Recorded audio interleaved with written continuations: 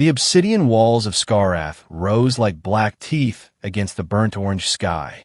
For generations, the capital of Avarium had stood as a testament to power, its dark stone harvested from the volcanic mountains to the north, its towers etched with the symbols of conquest that had expanded the empire's borders far beyond what any could have imagined. In the central courtyard, where ceremonies of loyalty and punishment were conducted with equal pageantry, the afternoon sun cast long shadows across the polished black marble.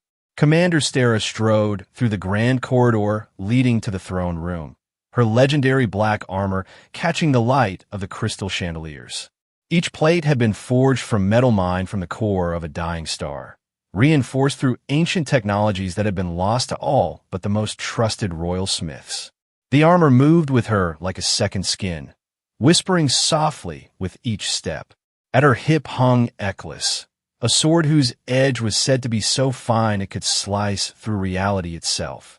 Guards stiffened as she passed, their eyes following her with a mixture of awe and fear. Stera was not merely a commander. She was champion of Avarium, the king's right hand, the undefeated protector of the realm. She had put down rebellions in the outer territories, slain the dragon beasts of the western plains, and once single-handedly repelled an invasion from the seafaring caliphs. There was not a citizen in the empire who did not know her name, not a child who did not pretend to be her in playground battles. The massive doors to the throne room swung open without her needing to break stride. Inside, courtiers and nobles lined the walls, their opulent attire a stark contrast to the utilitarian perfection of Stera's armor. At the far end, upon a throne carved from a single piece of volcanic glass, sat King Aldras, known throughout the realm as the Demon King for his merciless rule and strategic brilliance. Champion, Aldras's voice filled the hall, though he spoke barely above a whisper. Approach.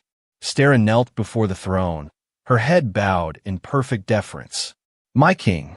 Aldras leaned forward, the jewels in his crown catching the light. He was not an old man, perhaps 40 cycles, but power had weathered his face into something sharp and dangerous. His eyes, unnaturally violet, studied her with the intensity of a predator. You've heard about our visitor? He asked. The human captured at the eastern border. Yes, your majesty. A murmur rippled through the court. Humans were rare in Avarium. Their primitive technology usually prevented them from breaching the dimensional barriers that separated their world from this one. This particular specimen had arrived in a damaged craft that had somehow punched through the veil.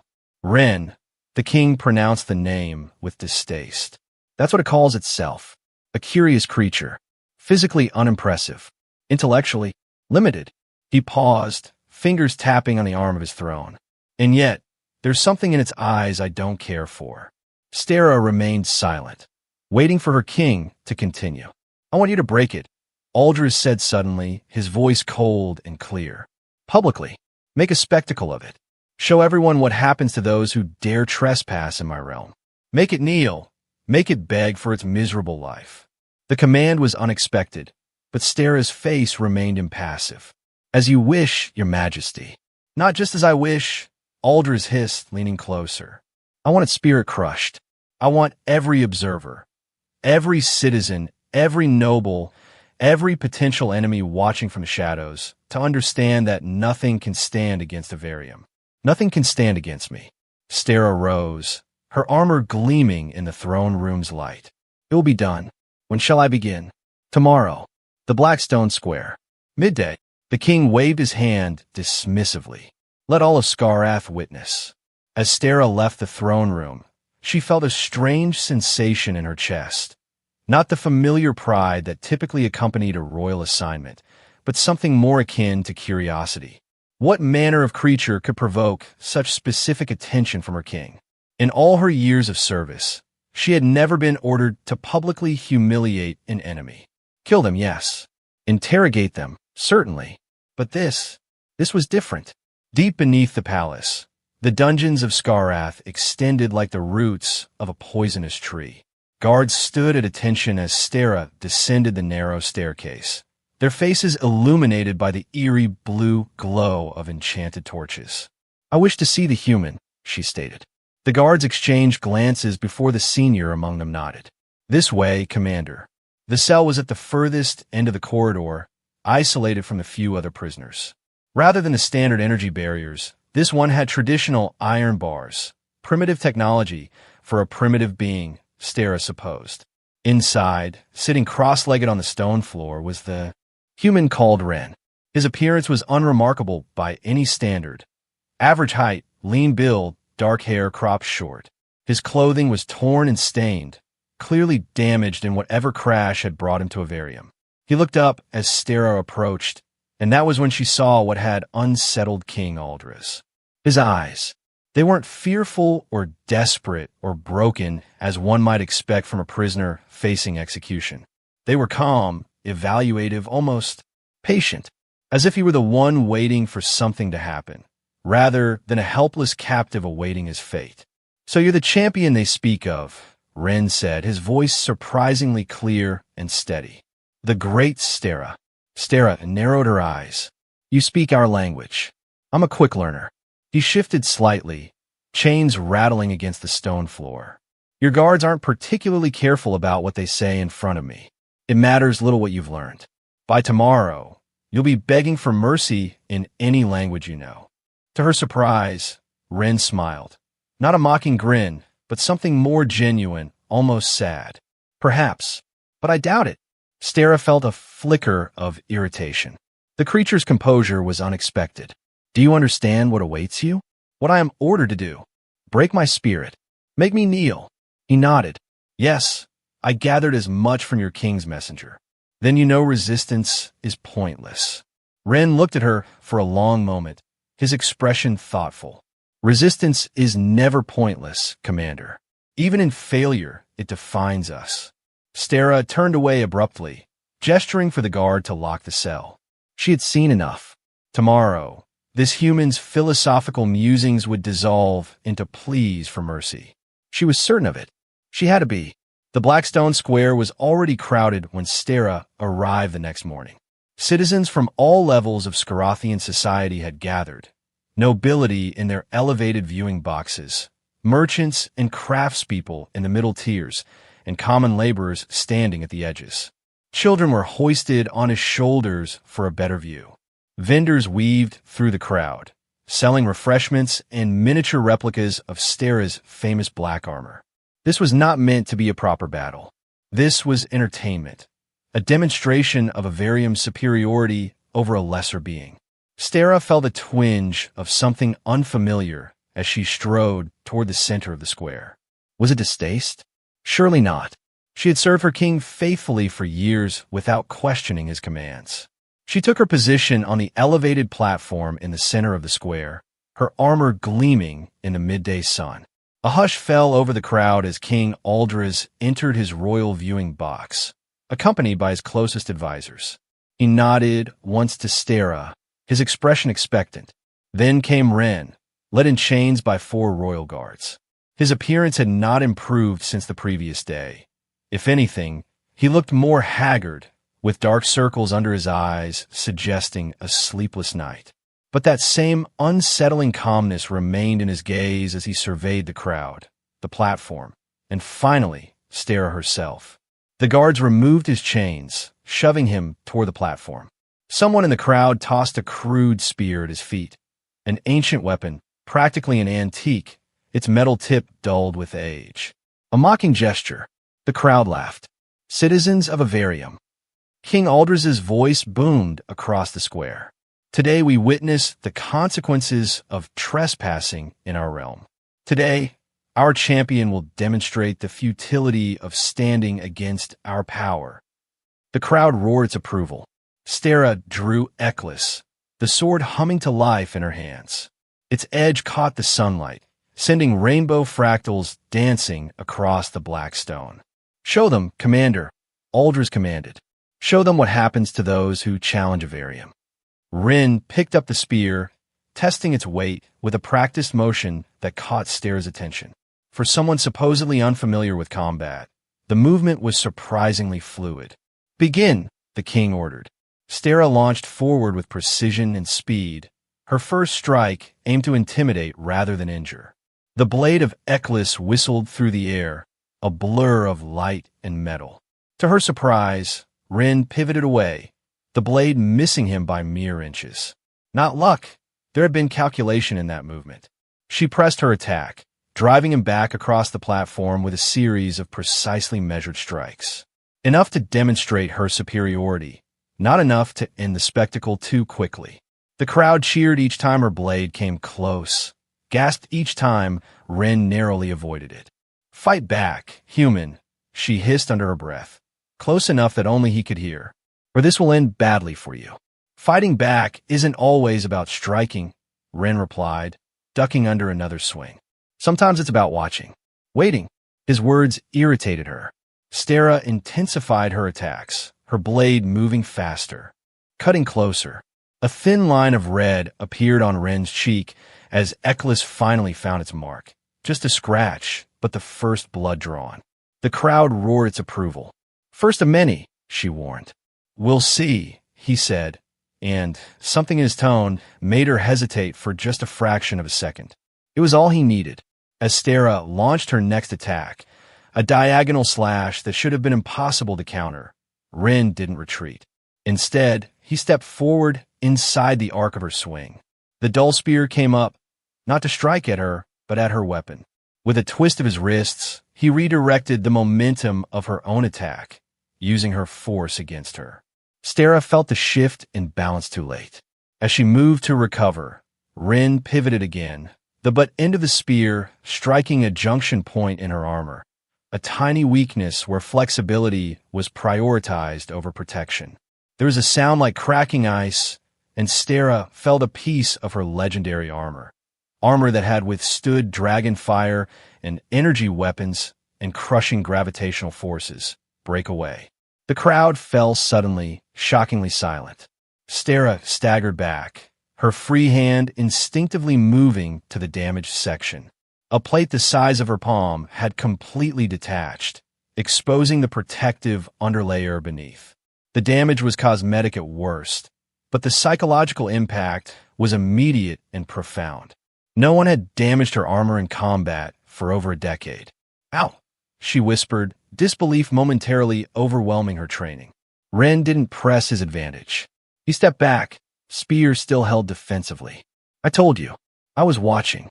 Your armor moves like water around your body, but there's a pattern to the flow. Where the plates meet, there's a moment of vulnerability." In the royal box, King Aldras had risen to his feet, his expression thunderous. "Finish it," he shouted, his voice cutting through the stunned silence. "Finish it now, Commander." Stera regained her composure, settling back into a fighting stance. But something had shifted, not just in the damaged plate of her armor, but in her perception. This human, this supposedly weak creature from a primitive world, had seen a weakness that no opponent had ever exploited before. She launched into another attack sequence, more cautious now, more precise. Rin continued to defend, occasionally striking back, but never with the same effectiveness as that first blow. It became evident that his success had been a calculated gamble, not something he could readily repeat. After several more minutes of combat, with Rin bleeding from several minor cuts and clearly tiring, Stera saw her opportunity. With a sweeping low attack, she knocked the spear from his hands and followed with a kick that sent him sprawling onto the hard stone. The crowd, recovered from their shock, began to chant, "Kneel! Kneel! Kneel!" Stera stood over Rin. Eccles pointed at his throat. "It's over," she said. "Kneel and beg for mercy, as my king commands." Rin looked up at her, blood trickling from the corner of his mouth. Despite being disarmed, despite being beaten, that infuriating calmness remained in his eyes. "I can't do that," he said quietly. "You will die if you don't," she warned.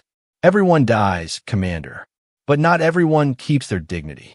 Stera felt a strange conflict rising within her. The platform, the crowd, even King Aldras seemed to recede from her awareness, leaving only this moment, this decision. The human should be terrified. He should be broken. Why wasn't he? Before she could resolve her internal struggle, royal guards flooded the platform, surrounding Rin. The captain of the guard approached Stera, his expression carefully neutral. Commander, His Majesty wishes to postpone the finale. The prisoner will be returned to the dungeons for reconsideration of his position. Stera nodded stiffly, sheathing Eccles. As the guards dragged Ren away, he caught her eye one last time. There was no triumph in his expression, no fear, only that same patient evaluation, as if he were the one who had discovered something important. The crowd's reaction was mixed. Some booed at being denied the spectacle of a complete humiliation. Others whispered in hushed tones about the damage to Stera's armor. As she left the platform, Stera heard snippets of conversation that made her blood run cold. Never seen her armor breached. Just a lucky strike. The king looked furious. Maybe she's not as invincible as they claim. Back in her private quarters, Stera removed her armor piece by piece, examining each section with methodical care. The damaged plate left a gap that felt like an accusation. She ran her fingers along the edge of the break, feeling where the material had fractured. It wasn't just the physical damage that disturbed her, it was what it represented. A miscalculation, a failure of perception. A knock at her door interrupted her thoughts. "Enter," she called, quickly covering the armor with a cloth. Garvin, her oldest friend and battle companion, stepped into the room. A seasoned warrior in his own right, he commanded the elite Nightwing Squadron and was one of the few people Stera genuinely trusted. "I heard what happened," he said without preamble. "Are you all right?" "It's a minor damage. The Royal Smiths can repair it by tomorrow." Garvin shook his head. "That's not what I meant, and you know it." Stera turned away, busying herself with organizing her weapons. "It was a lucky strike. Nothing more." "Stera," his voice softened. "I fought alongside you for 15 years. I've never seen anyone break your armor. Not the Caliph champions, not the rebels of the Southern Isles. No one. There's always a first time. That's not the point." Garvin moved closer, lowering his voice though they were alone. "The king is furious. Not just at the human, but at you. He expected a quick, humiliating defeat, a show of absolute dominance." Stera felt a chill run through her. "I followed his orders. The combat wasn't meant to be lethal. It wasn't meant to damage your image either." Garvin's expression was grave. "There are already whispers in the court, questions about your effectiveness. Because of one lucky strike?" Stera scoffed. "Because for the first time in memory, someone has challenged the narrative. The narrative that a Varium's champion is invincible." He paused. "Be careful, Stera. The king doesn't tolerate imperfection." After Garvin left, Stera sat alone in her quarters, his warning echoing in her mind. Throughout her career, her unwavering loyalty to King Aldras had been matched only by her undefeated record in combat. These two pillars had defined her existence, given structure and meaning to her life. Now, for the first time, both felt less certain than they had before. Later that evening, Stera was summoned to the king's private study, a rare occurrence that immediately put her on guard. The study was a testament to Aldras's intellectual pursuits, walls lined with ancient texts, star charts mapping distant systems, and artifacts from conquered territories displayed like trophies. "Champion," he acknowledged her without looking up from the document he was studying. "I trust you've had time to reflect on today's performance." Stera stood at attention, her posture perfect despite the absence of her armor. "Yes, Your Majesty. And what have you concluded?" He finally looked up, those violet eyes boring into her. "That I underestimated the human's observational abilities. It won't happen again." Aldras set down his pen, leaning back in his ornate chair. "No, it won't." His tone was deceptively casual. "Because the next time you face him, you will destroy him completely. Not just physically, anyone can inflict pain. I want his spirit crushed. I want everyone to see what happens when resistance fails." "Of course, Your Majesty. This human." Aldras's eyes narrowed. "There's something dangerous about him. Not his physical abilities, those are negligible. It's his resilience. The way he refuses to accept his place." Stera remained silent, uncertain how to respond. "Do you know why I rule through fear, Commander?" The question seemed to come from nowhere. "It's effective, Your Majesty." A thin smile crossed his face. "Simple but correct. Fear is reliable. Honor can be interpreted. Loyalty can be compromised. Love His smile twisted into something uglier. Love is the most fickle of all. But fear, pure, primal fear, that's consistent. Universal. He stood, moving to a large window that overlooked the city below. And when someone appears who seems immune to fear, who refuses to tremble even when they should, they become a disease. Their defiance infects others. Turning back to her, his expression hardened. In 5 days, there will be another demonstration. This time, it will end with the human on his knees, begging for his life before I graciously grant him a swift death. You will make this happen, Commander, or I will find someone who can. The threat hung in the air between them, undisguised and absolute. For the first time in her service, Stara felt a strange, unwelcome emotion as she looked at her king, Doubt. I understand, Your Majesty, she said. Do you? Aldris studied her face. I wonder. Perhaps you've grown too accustomed to victory. Perhaps you need a reminder of what failure costs in my kingdom. I have never failed you, my king. Until today. His voice was ice. Until today, when a primitive creature from a backward world made my champion look vulnerable. Made my empire look vulnerable. There was nothing she could say to this. No defense that wouldn't sound like an excuse. So Stara remained silent, her face a careful mask. 5 days, Commander. Make it spectacular. Make it final. He turned back to his work, a clear dismissal. As Stara left the study, she felt as if the ground beneath her feet had shifted, subtly, but irrevocably. The unwavering certainty that had guided her life seemed suddenly less solid, less absolute. That night, unable to sleep, Stara found herself drawn back to the dungeons.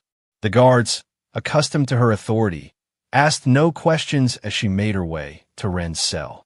The human was sitting in the same cross-legged position as before, though his body now bore the marks of their combat, cuts and bruises that had been left untreated. Come to finish what you started? He asked without opening his eyes. I came for answers, Stara replied. You saw a weakness in my armor that no one has exploited before. How? Ren opened his eyes, studying her for a moment before responding. I told you. I watched. I listened. That's not an explanation. It's the only one I have. He shifted slightly, wincing at some hidden pain. Your armor moves with you like it's alive. But all living things have patterns, rhythms. Identify the pattern, and you can predict the vulnerability. You're not a warrior, Stara said, more statement than question. A small smile touched his lips. Not by profession, no, but humans. We've had to learn to survive, to adapt, to use the strengths of our opponents against them. Why aren't you afraid? The question escaped before she could stop it. Ren's expression softened slightly. Who says I'm not? Fear isn't the absence of courage, Commander. It's the context for it. Philosophical nonsense won't save you in 5 days. Maybe not. He leaned forward, chains clinking softly. But tell me something. Why does it bother you so much that I won't break? Is it because your king demands it, or because it challenges something you believe about yourself? The question struck Stara like a physical blow. She stepped back, hand instinctively moving to where Eklis would normally hang at her side. You know nothing about me. I know you're questioning things, Ren said quietly. I can see it in your eyes. The same way you could see my ship breach your barrier. The same way I could see the pattern in your armor. Stara turned abruptly, signaling to the guard to open the door. In 5 days, you will kneel, she said, her voice hard. Or you will die. We all die eventually, Ren replied. The question is what we stand for while we live. As Stara left the dungeons, his words followed her, unwelcome and persistent. The loyalty that had defined her life had always been a simple equation. Serve the king, protect Avarium, maintain order. But now, like her damaged armor, that equation seemed to have a flaw she'd never noticed before. The next morning, drawn by a compulsion she couldn't quite name, Stara sought out the palace archives. The ancient repository of knowledge was overseen by Eamon, a scholar whose advanced age and encyclopedic memory had made him an institution within the palace. Commander Stara, he greeted her, his voice creaking like old parchment. An unexpected pleasure. What brings Avarium's champion to my humble domain? Information, she replied. About humans. Eamon's bushy eyebrows rose in surprise. Ah, our visitor has sparked your curiosity, has he? He gestured for her to follow him deeper into the archives, where towering shelves house scrolls and crystal data stores dating back thousands of years. They're a curious species, Eamon continued as he searched through the collection. Physically unimpressive compared to many we've encountered. Limited lifespan. No natural defenses to speak of. Then how have they survived? Stara asked. Eamon pulled a crystal from a high shelf, its surface glowing softly in his gnarled hands. Adaptation, resourcefulness, an almost pathological determination. He placed the crystal in a reader, and holographic images sprang to life between them. Scenes of human history, technological development, warfare. They lack our advanced technology, our evolutionary advantages, but they compensate with innovation. They're constantly changing, evolving their methods. The images shifted, showing humans in various environments, desert, Arctic, undersea. They can survive almost anywhere, adapt to almost any condition. They sound like pests, Stara said, but her voice lacked conviction. Eamon gave her a knowing look. Many powerful species have made that mistake. Underestimating humans is dangerous precisely because they seem so unremarkable. The holographic display changed again, showing scenes of human conflict, battles spanning different eras, different technologies, but all characterized by a fierce intensity. Their history is defined by struggle, Eamon continued. They fight each other as often as external threats. But when united against a common enemy, he shook his head. They become something else entirely. What do you mean? Individually, they're vulnerable. Together, they're formidable. They form alliances, share resources and knowledge. They remember their defeats and learn from them. He closed the display, fixing Stara with a serious gaze. If King Aldras understood their true nature, he might be less eager to make a spectacle of this one. You think he's making a mistake, Stara said, realization dawning. I think, Eamon said carefully, that when you treat a single human as representative of all humans, you risk attracting the attention of the rest. And that, Commander, is attention we may not want. Stara left the archives with her mind more unsettled than before. What Eamon had shown her contradicted the dismissive assessment King Aldras had made of Ren and his species. If humans were truly as adaptable and resilient as the ancient record suggested, then the public humiliation of one might indeed carry risks beyond what the king had considered. More troubling was the implication that Aldras might be acting not from strategic wisdom, but from personal pride, a need to publicly crush resistance rather than understand it. For the first time in her career, Stara found herself questioning not just a specific order, but the underlying judgment of the king himself. That evening, she returned to the dungeons, this time bringing with her a small medical kit. The guards exchanged glances, but did not interfere as she entered Ren's cell. He looked up from where he sat, surprise briefly crossing his features before his usual calm returned. Twice in 2 days. I'm unnerved. Stara set down the medical kit. Your wounds need treatment if you're to be presentable for the next demonstration. A shadow of a smile. Is that the only reason? She ignored the question, opening the kit and removing antiseptic and bandages. Hold still. As she cleaned his wounds, a silence fell between them. Not comfortable, but not entirely hostile either. Up close, she could see the finer details of his face, the small lines around his eyes that suggested both laughter and hardship, the set of his jaw that spoke of determination. You didn't answer my question yesterday, he said finally. Which one? About why it bothers you that I won't break. Stara's hands stilled for a moment. It doesn't bother me. It's simply an obstacle to completing my assignment. Is that all your life is? Assignments? Orders. My life is service to Avarium, she replied automatically. To its people, its future. And is public humiliation of prisoners part of that future? Is rule through fear? Stara's jaw tightened. You know nothing of our world, human. The order King Aldras maintains protects millions. Without it, there would be chaos. There's a difference between order and tyranny, Ren said quietly. Between respect and fear. Easy words from someone who has no responsibility for others.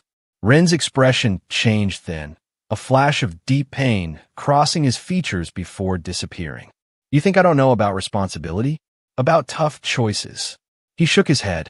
Before my ship crashed here, I was running from a war. A war where I had to make decisions that cost lives, friends, civilians, people I'd sworn to protect.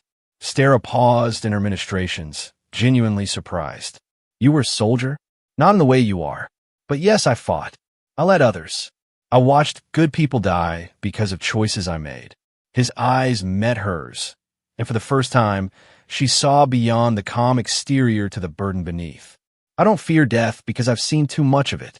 I don't kneel because I made a promise to those who died that I would never again bow to those who value power over life.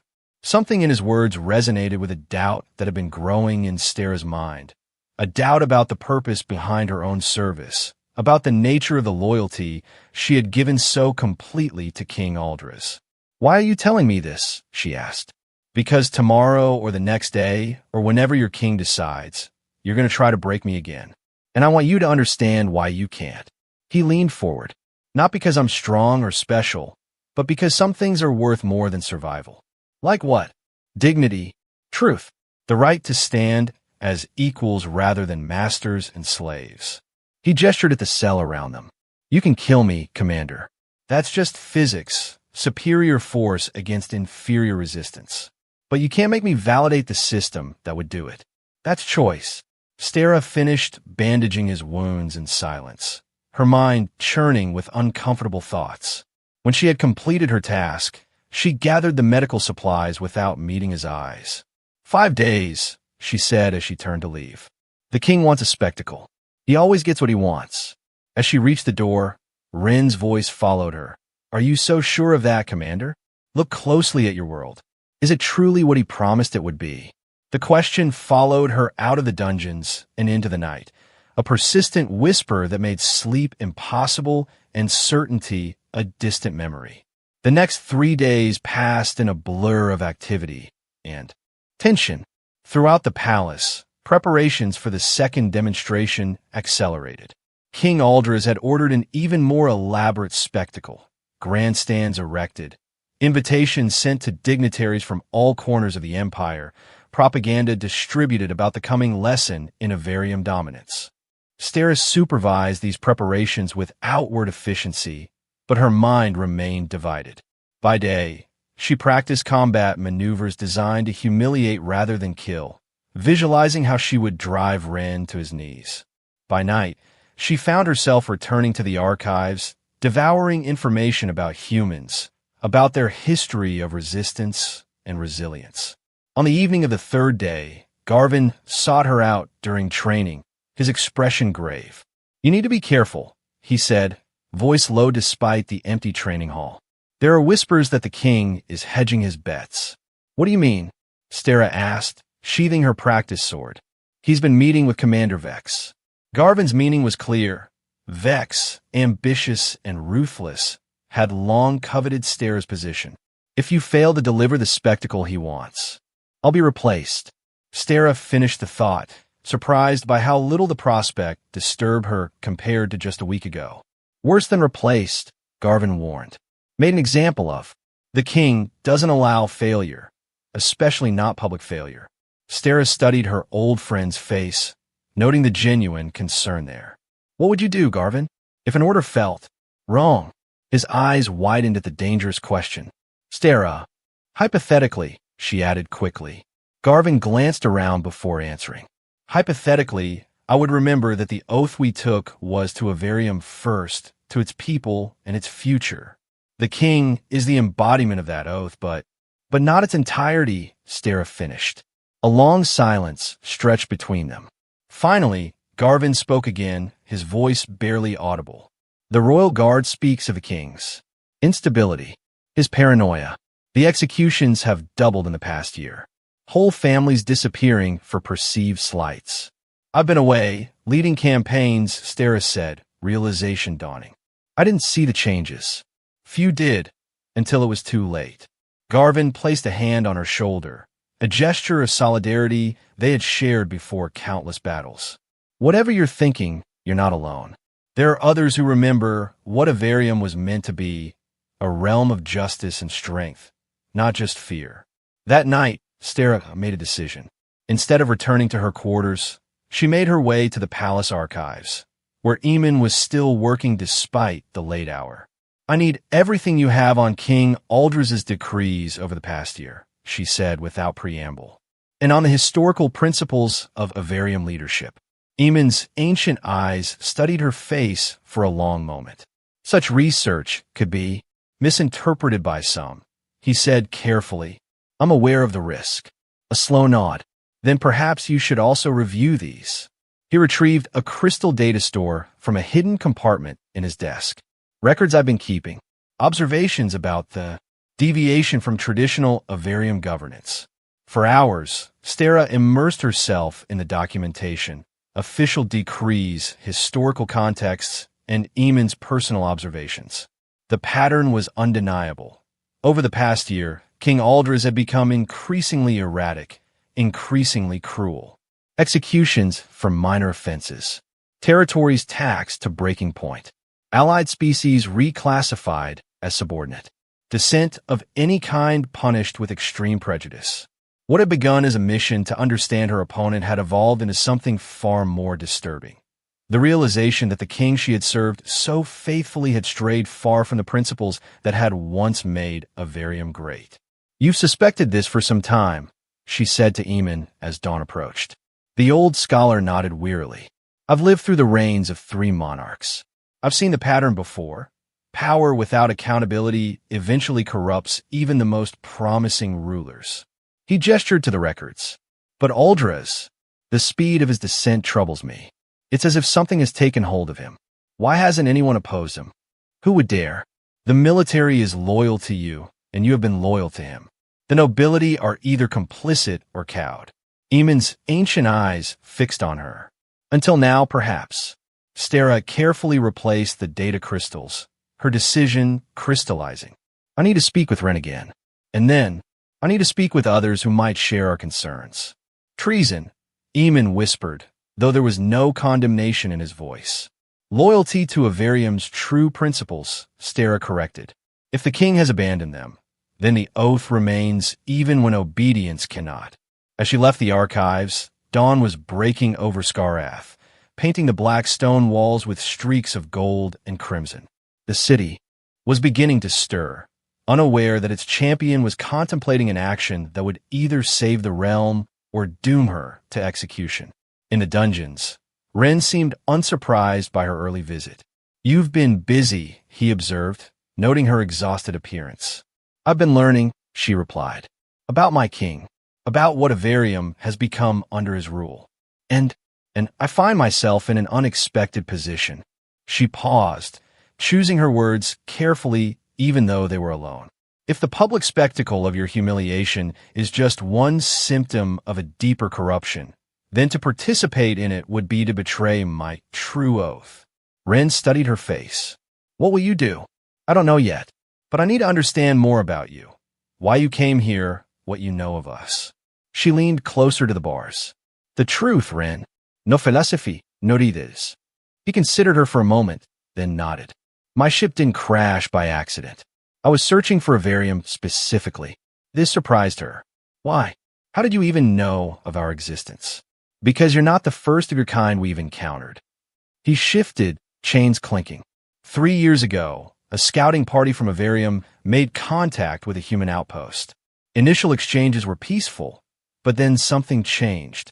Your representatives demanded submission, claimed humans would make valuable subjects. When our leaders refused, the Avarium forces attacked. Stera felt a chill. This didn't match any official mission she was aware of. Yet another secret, another deception. "We fought back," Ren continued. "Managed to capture one of your ships. Found coordinates, data about your empire.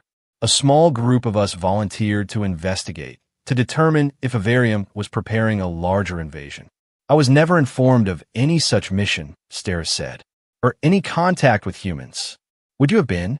If the king was already planning expansion through conquest, rather than alliance. The question struck at the heart of her growing doubts. No, she admitted. Probably not. I came here to gather intelligence, Ren said, to help my people prepare if necessary. Instead, I found myself a convenient prop for your king's demonstration of power. Stera paced the narrow space before his cell. If what you say is true, and if what I've learned about the king's recent actions is accurate, then Avarium itself is at risk, not just from outside, but from within. What will you do? Ren asked again. She looked at him, decision made. What my oath truly demands. Protect Avarium, even from its king. The next 2 days passed in clandestine meetings and whispered conversations. Stera, moving with the stealth that had made her a legendary warrior, gathered a small circle of trusted allies.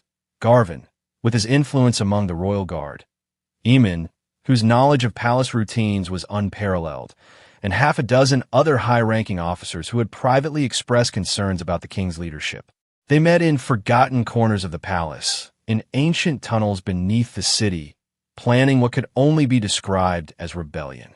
The irony was not lost on Stera. She, who had put down rebellions across the empire, was now fomenting one at its very heart. The demonstration is scheduled for tomorrow, Garvin reported during their final meeting. Security will be heavily concentrated around the Blackstone Square. The king has invited nobility from all provinces to witness the spectacle, which provides our opportunity, Stera said. While attention is focused on the square, we can move through the tunnels beneath the palace. Eamon has confirmed that the ancient passage to the throne room remains accessible. And once we're there, asked Thelen, a captain of the aerial forces whose loyalty to Avarium outweighed her fear of the king. We confront Aldras directly, Stera replied. Present the evidence of his violations of Avarium law, demand his abdication. And if he refuses? Garvin's question hung in the air. Stera's hand rested on Eklis's hilt.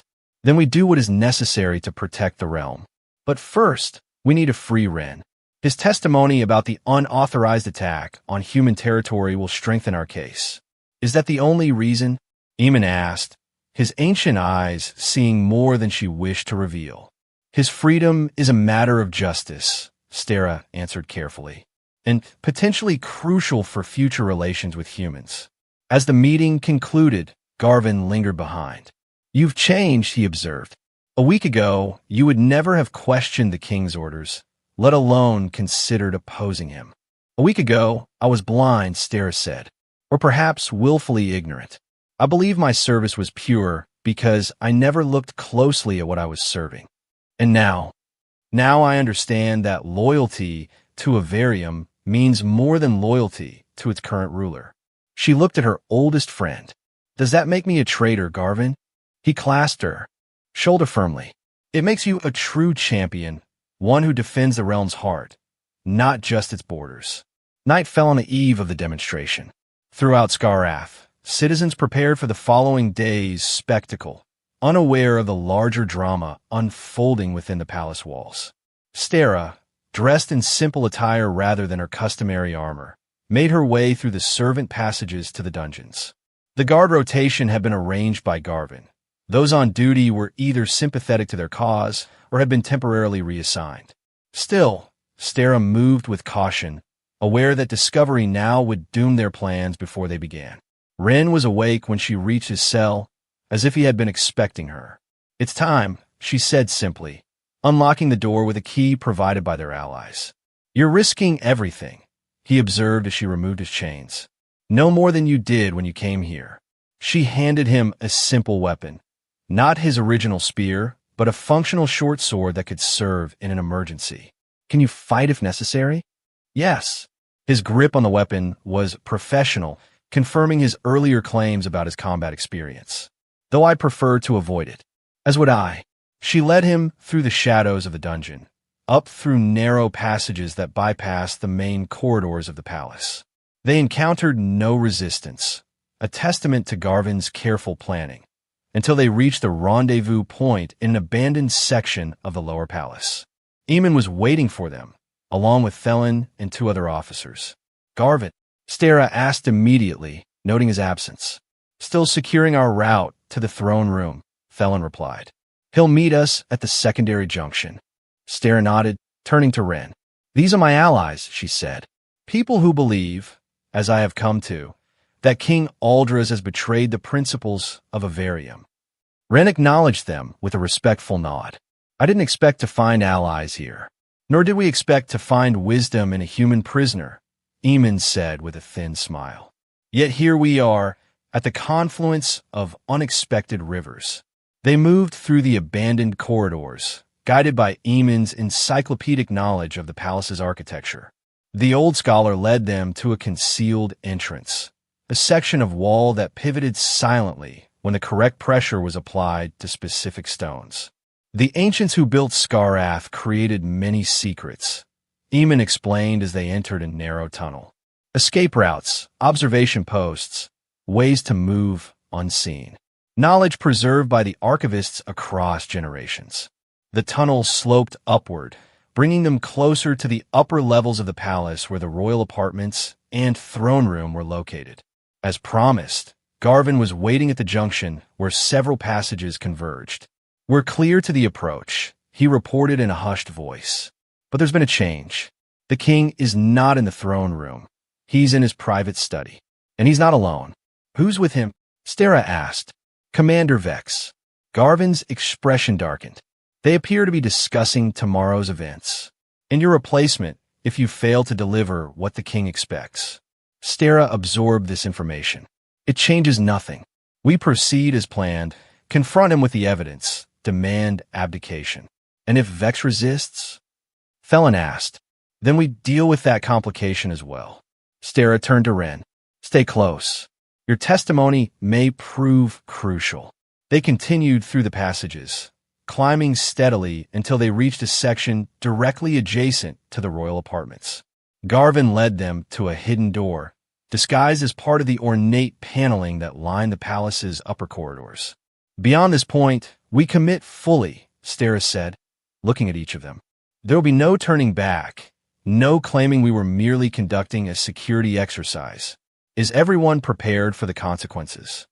One by one, they nodded, soldiers, scholars, and a human prisoner united by a common belief in justice over tyranny.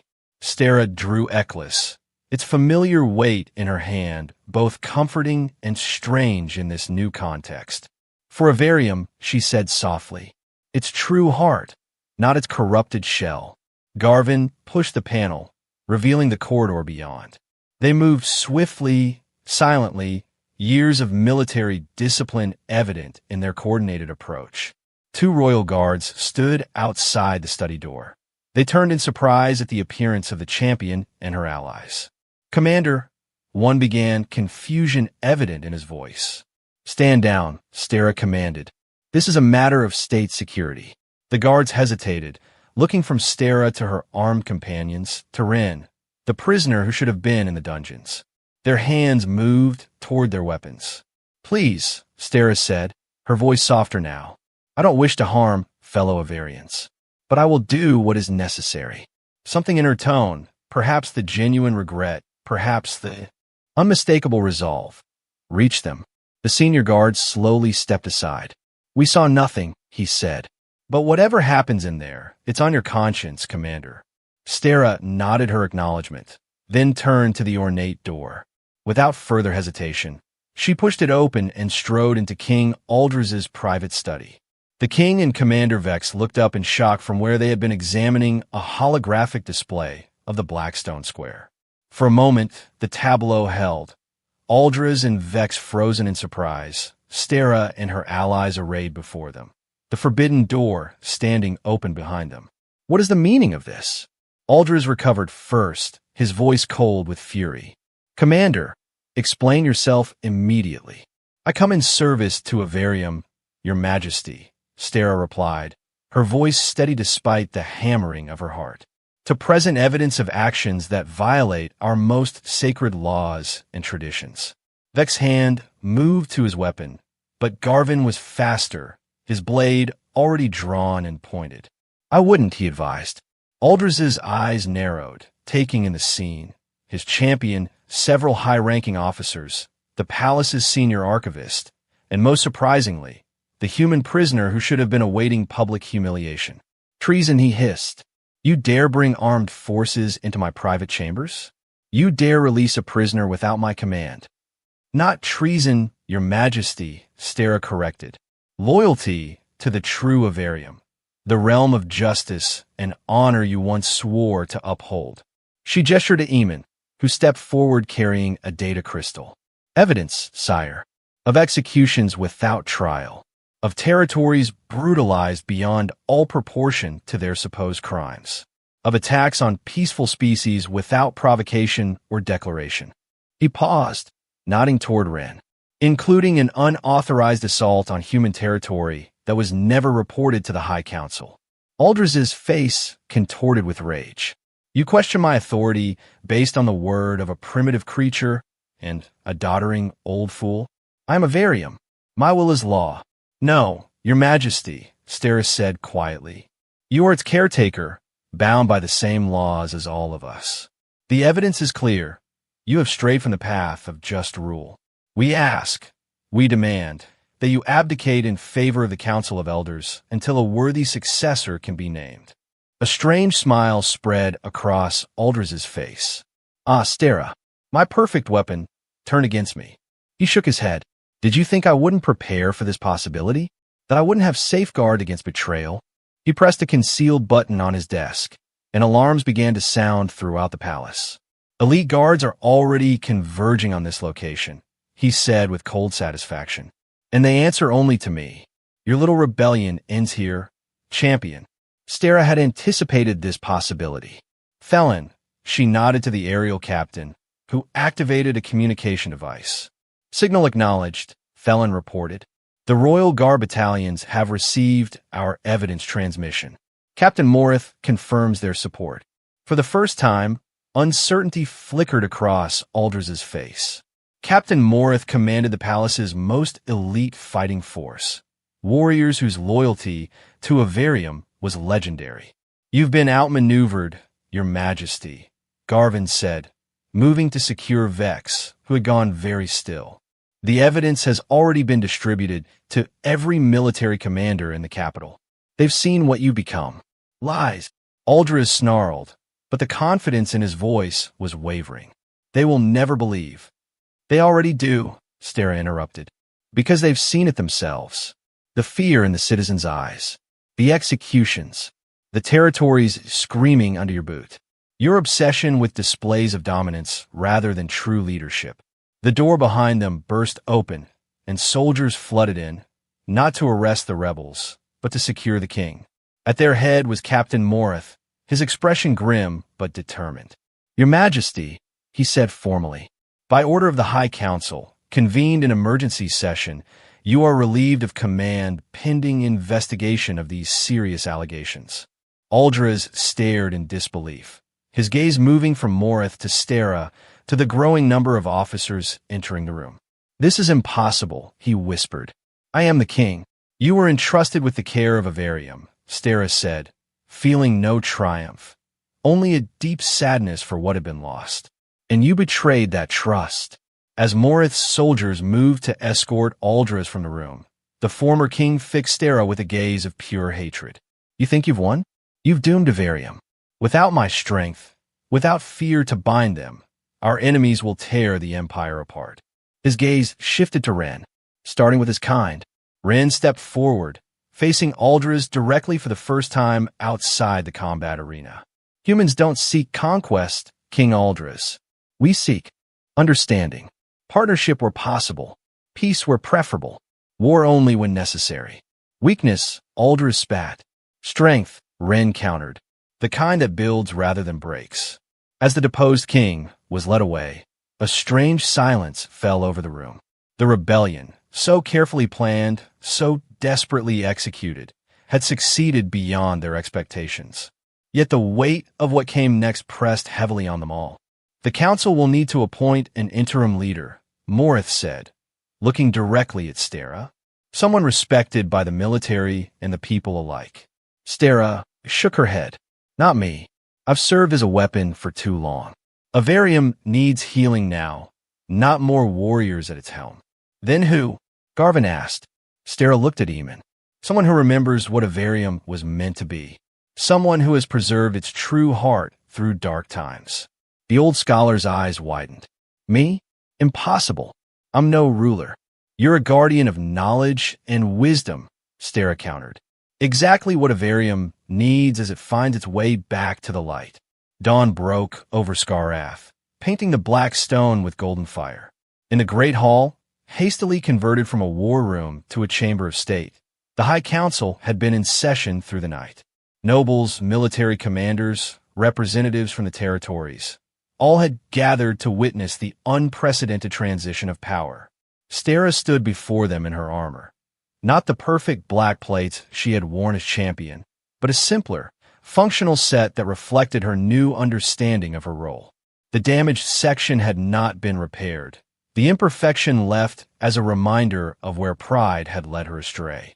Beside her stood Ren, no longer a prisoner, but recognized as an envoy of humanity. His testimony about the unauthorized attack on human territory had confirmed the extent of Aldriz's deception, strengthening the case for the king's removal. Eamon, reluctantly but with quiet dignity, had accepted temporary leadership, guiding the council through the first difficult hours of transition. Now he addressed the assembled leaders. For too long, we allowed fear to rule us, fear of our king, fear of showing weakness, fear of change. Today, we begin the work of rebuilding Avarium on its true foundations: justice, strength and service of peace, and openness to the wider universe beyond our borders. He turned to Stera. Commander Stera stepped forward. She approached the central dais, kneeling as protocol demanded. You have shown the highest form of loyalty, not blind obedience, but the courage to defend Avarium's soul when it was most threatened.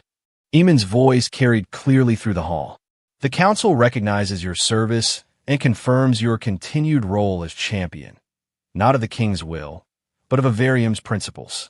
Stera rose, humbled by the unexpected affirmation. I will serve as best I can, Regent Eamon, though I have much to learn about true service. As do we all, Eamon replied. He turned to Ren. And to our human guest, the council extends its deepest apologies for your treatment and its gratitude for your role in today's events. We ask that you remain as our first official envoy to humanity, to begin healing the breach Aldriz created. Ren inclined his head.